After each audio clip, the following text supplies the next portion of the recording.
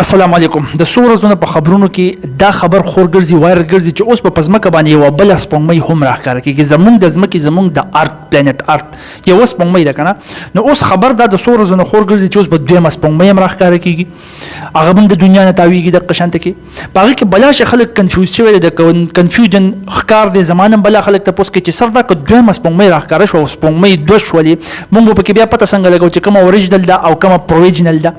بیا مونږ روزه څنګه نیسو بیا مونږ اختر څنګه کوو زمونږ اسلامي کلندر خو ټول په سپوږمۍ چلیږي دا سیس به کنفیوز نشي نو زما خبره ته غوږ کېده وګوره ته که داسې قسمه تمنیل ګورې کنه نو تا ته بالکل بیا داسې ښکاري چې دوه سپوږمۍ به جوړ شي زمین پر ایک اور چاند آ گیا خلائی دنیا میں تہل کا مچ گیا او تصویر یې اوس ورکړی چې ګوره زما وروره یو سپوږمۍ دا ده او بله سپوږمۍ دا ده نو خلکو ته داسې ښکاري چې او بالکل اوس دوه سپوږمۍ به یو به مونږ ته دلته ښکاري بله به مونږ ته هلته ښکاري خبره داسې ده نه زه تا په خبره باندې پوهېږم دې خو وګوره را روانه خو دا خو هغه څنګه سپوږمۍ مطلب څه دی دې خو ورته وګوره دا د نور صحیح شو ستا سولر سیستم بالکل داسي د دې نور نه ګیر چاپیره تاویږي سیارې دا مرکري ده دا وینس ده دا ارت ده دا مارس ده My very educated mother just served us needles دا هغه فارموله باندې ته یاد ساتلی شي دا جوپیټر دا مختلفې سیارې د نه ګیر چاپیره د نور نه ګیر چاپیره تاویږي اوس د دې نور نه ګیر چاپیره د کاڼو بیلټ هم تاویږي غټ غټ کاڼي دي د غرونو نه غټ غټ د سیارو نه غټ غټ کاڼي تاویږي هغې غټو غټو کاڼو ته موږ وایو اسټیرایډز صحیح شو په انګلیش کې هغې ته څه وایي اسټیرایډ اوس دی خو وګورې دا د اسټیرایډ یو بیلټ دی دا تاو شوی دی داسې دا هم د دې نور نه بالکل د نور د ګریویټي د وجې داسې تاویږي څنګه چې دا سیارې تاویږي داسې پکې یو بیلټ دا دی داسې یو وړوکی شانتې بیلټ پکې دا دی دا ټولو نه غټ بیلټ دا دی چې ګیر چاپېره په دې کې دا کاڼي تاویږي د نور د ګریویټي د وجې نه اوس دا اسټیرایډز نه دي دا ډېر غټ غټ کاڼي دي دا اکثر د خپل بیلټ نه وځي نو د خطا شي بل طرف ته خطا شي یا د نور د سولر سیستم نه بار ته لاړ شي یا دې خوا راتاو شي نو په یو سیاره وغیره باندې را پرېوتی شي او په هغې کې چانسز دا وي چې دا غټ کاڼی په دې ځمکه باندې را پرېوځي بالکل کېدی شي ساینس وایي چې دا ډاینوسارس چې کوم ختم شوي وو که نه نو دا یو غټ اسټیرایډ و هغه په ځمکه باندې را پرېوتی و د هغې د وجې نه په ځمکه کې 95% 95% جاندار څیزونه ختم شوي وو 5% سره پاتې شو بیا په قدار هغه ځمکه ریوایف شو نو هغوی چې دا یو اسټیرایډ را پرېوتی و نو هغه څه چې کله د ځمکې دا کشش نه یا کشش ثقل دی ځان ته راکاږي یا اکثر دا مارس نه دی د ځان طرف ته راکاږي نو مارس دی بیا وځي نو د للو بچی په خپله وتښتي دا کاڼی مونږ ته پرېږدي نو هغه کاڼی د یتیم په سر مطلب زمونږ په سر باندې را پرېوځي نو په دې طریقه باندې اسټیرایډ را پرېوتلی شي او میبي چې کوم په عاد او په سمود باندې الله تعالی کاڼي راورولي و د هغې شاته ته فزیکل پروسس فزیکل فینامنا وګوري هغه دی د اسټیرایډ راغلی را پرېوتی چې کوم واړه واړه راځي هغه زموږ اټماسفیر کرش کوي ختموي خو چې غټ را پرېوځي هغه ځمکې دپاره نقصاندهي دا اوس ډېر جوړ باز جوړېږي نو هغې طرف ته نه ځو نو لحاظه دا کاڼي نه دي دا د دې بیلټ نه وتی شي داسې تلی شي داسې تلی شي د دې ځای نه هم داسې وتی شي داسې وتی شي تلی شي یا د نور د دې کشش نه وتښتي چېرته کې په کلا او خلا کې خور شي یا دې خوا چېرته په پلانټس را پرېوځي یا داسې کار وشي چې دا اسټیرایډ نه وي دا اسټیرایډ دا راوځي او په داسې طریقه باندې په داسې پیټرن باندې راوځي چې هغه د یو خاص سیټلایټ نه تاویدل شروع شي لکه مثال کې طور پر ځمکه د دې ځای یو کاڼی راخلاص شو د دې ځمکې نه تاویدل شروع شو اوس به دا د دې ځمکې نه ګیر چاپېره د ځمکې د ګریویټي د کشش ثقل د وجې نه تاویږي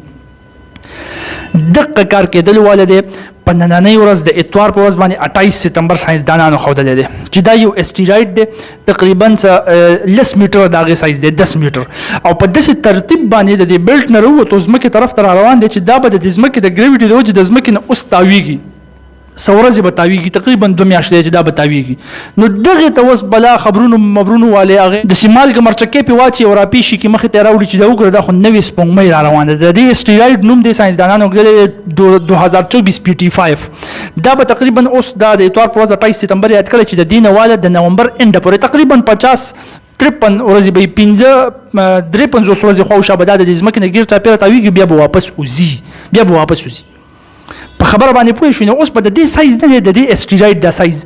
دا ډېر زیات وړوکی دی تا ته پته شته دا زمونږ د دې سپوږمۍ نه کومه اوریجنل سپوږمۍ چې مونږ ته ښکاري 3,80,000 کیلومتره تقریبا دا مزل دی د ځمکې نه دغې سپوږمۍ ته د دغې سپوږمۍ نه 3,00,000 چنده وړوکی دا وړوکی شان اسټیرایډ دی 3,00,000 چنده 37 فوټ د ده ډایمیټر دی نو دا به تا ته ښکاري نه دی به راشي اسټیرایډ د ځمکې نه به ګیر چاپېره تاویږي خو تا ته به په نظر نه ښکاري چې برابر دوربین دې ورته نه لګولی ښکاري نه نو دا سپوږمۍ نه دا صرف یو اسټیرایډ دی را روان دی چې هغه خلک مالګه او مرچکې پې اچوي چې دا وګوره سپوږمۍ راورسېده اوس به زمونږ د ځمکې نه ګیر چاپېره تاویږي د ځمکې یو قسم د سیټلایټ په شان تاویږي ځکه ورته دوی دا خبر ورکوي اوس ګوره دلته کې یو خبره که ته دا کلیر کول غواړې که نه چې ټیک د ځمکې ګریویټي د ګوره په دې کائنات کې الله تعالی په هر جسم کې یو طاقت کې خو دی چې هغه بل جسم د ځان طرف ته راکاږي دغه ته موږ وایو ګریویټي د طاقت ته موږ وایو ګریویټیشنل فورس اته ته چې قصه کړو کنه چې هغه نیوټن او په سره منره پرې وته هغه بیا سوچ وکړو دغه قصه د نیوټن نمخ کې شوی کتاب السبب یو کتاب دی د زکریا الرازي د مسلمان ساينسدان دغه په کتاب کې دا خبره شته دی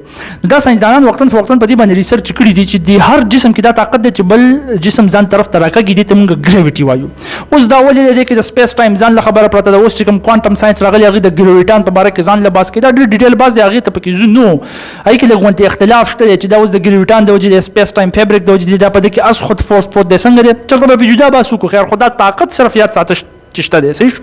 اف جی از ایکوال ټو جی ام 1 ام 2 ډیوایډډ بای ار سکوير په فزکس کې د دې مونږه فارموله وایو په دې طریقه باندې راو باسو چې کوم جسم څومره غټي او کومره باغ کې طاقت سی وایي چې کوم جسم څومره ورکی او کومره باغ کې طاقت کمی نو غټ جسم بزان طرف ته سيجونه په زور سره راکاږي اوس نه په دغه ګریویټیشنل فورس د وجې د ازمکه شو یا د مار شو دا ځان ته د اسټیروید راکاږي نو په د باندې راغورځېدل شي یا نور راکاږي په د باندې راغورځېدل شي یا کړه کاږي نو د وته شي تختیدل شي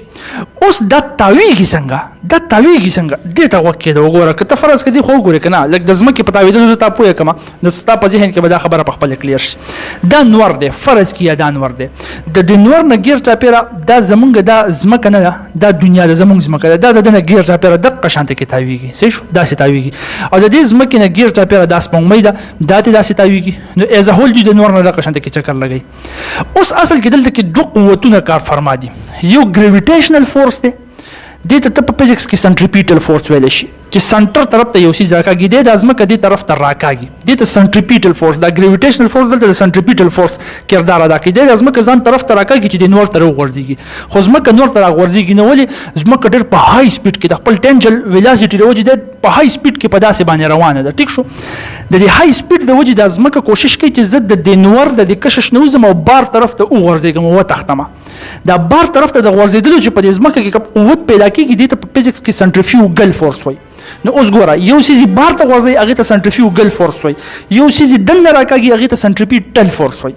چې کله دا دوه برابر شو کنه نو د اساس باندې دنه ورځيږي نه به بار اوزي دا په د غذا کې تاویدل شروع شي د دې مثال داسې دی چې تکانه راواله پتار پسې وته ماشوموالي کې به کول کنه اکثر به د یو نیم د سترغلې مو بیا پلسېدل تر پسې به کانه وته هغه به داسې تاوو نو هغه کانه تاویږي ستاد لاسه د ځان طرف ته راکاږي خو کانه ستاد طرف ته ناراضي او بار ته وتلی نشي نو هغه تاویږي دا ولې تاویږي ګوره ستاد لاسه چې کله راکاږي کنه نو هغه ته تاوی نو په هغه کې یو ویلاسټي پیدا کیږي سپیډ پکې پیدا کیږي دا سپیډ د وجې دا کانه کوشش کوي چې زبار وزم ته چرته کې دا تار په دغه ځای کې کټ کې یې پرېدا ته ګوره چې دا کانه څنګه لریږي نو په دې د خپل ټینجل ویلاسټي د وجې ټینجنشل ویلاسټي د وجې په دې کانی کې د خپل سپیډ د وجې دا قوت پیدا شو چې د بار طرف ته وتختی د سنټریفیوګل فورس وي خو ستا لاس دنه طرف ته راکاږي نو دا سنټریپیټل فورس شو نو اوس ستا د لاس د سنټریپیټل فورس او دا هغه سنټریفیوګل فورس برابر شي نو نه د ستا لاس طرف ته راځي دنه او نه دا بار تختیدل شي چې کوم د تار کې هغه فورس د وجې نه تار ټینګ کړي هغه د وجې د بار تختیدل نشي نو د تاویدل شروع شي دغه چې په منځ کې به دا تار مار لري کې کنه او صرف فورس کار فرما کې چې په منځ کې ګوره دا دوه قسمه فورسز یو کانټیکټ فورسز چې د سره لګي لکه تار وغیرہ باندې چې تا وکړو یو نان کانټیکټ فورسز چې لګیدل نه بیا قوت پکې مغناطیس بل مغناطیس سره لګیدل نه یو راکاږي قوت اپلای کوي دته نان کانټیکټ فورس وي نو په نان کانټیکټ فورس کې ګریویټي هم راځي نو دغه خبره وسره واله ګوره دا سنټریپیټل فورس او د تختیدل سنټریفیوګل فورس د یو بل سره کله برابر شي کنه نو بیا به داسیز نه دی بیا نه بار طرف ته تختیدل شي او نه بدن نه راغورځيږي دی بس کې دی په دغه ځای کې تاویږي اوس دغه هم وایو کنه چې دا ول برابر کړي چا چې د سنټریفیوګل فورس او سنټریپیټل فورس برابر دي نو د تاویږي دغه په قران کې الله تعالی وایي چې ته نور ته نه ګورې ته د سپوږمۍ ته نه ګورې ته د ځمکې ته نه ګورې په دې کې ستاسو د پاره نخې دي نخې د هغه کس د پاره دي چې بچا کې عقل چې څوک فکر کوي څوک سوچ کوي دا د سوچ خبره ده دې چې سره سوچو کې پته وته چې دا کائنات چا جوړ کړی دی د دې کائنات څوک خالق دی هغه صرف وحده لا شریک دی اشهد ان لا اله الا الله الله تعالی دی سې شو یو الله تعالی دی نو اوس ګوره په دې طریقه باندې مثال کې تور پر دا هغه اسټیراید دی څه شو هغه وړوکی اسټیراید دا اوس چې را روان دی او د ځمکې نه به یو څو ورځې ګرد چاپېره تاویږي دی په داسې سپیډ سره روان دی چې دا به د ځمکې په دې خوا تېرېږي خو د ځمکې دا فورس نه ګریویټیشنل فورس دا طاقت دا به پرې اثر ور وغورځوي اوس دا سنټریپیټل فورس به د ځمکې دا ګریویټیشنل فورس دومره وي څومره چې د سنټریفیوګل فورس د تښتېدو قوت دی نو نه به بیا دی تښتېدی شي نه به راتلی شي دا به د ځمکې همداسې اوږد اوږد تاویږي داسې اوږد اوږد دی یو څو چکرې به ولګوي 350 ورځې بعد به د طاقت دومره حاوي شي چې دی تښتېدی شي د اربټ نه وتلی شي نو چې کله دا طاقت د حاوي شو نو دی به وتښتي